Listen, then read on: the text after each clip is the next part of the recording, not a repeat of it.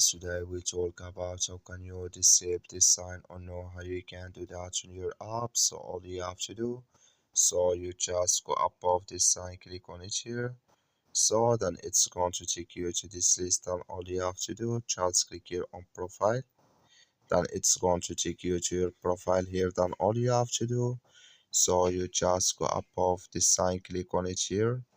Then it's going to show for you a list like this. You click here on settings here, then it's going to take you to this list here. Just keep going down, then you click here on notifications filter, then it's going to take you to this list. Just go down here, come here to mention it here in comments, click in this sign or this color.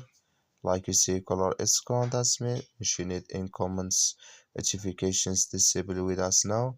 That's all you have to do. Thank you for watching. Don't forget, so before I forget, you go up of save, click on it, and it's going to save with you. Thank you for watching. Don't forget to support us by liking, subscribe.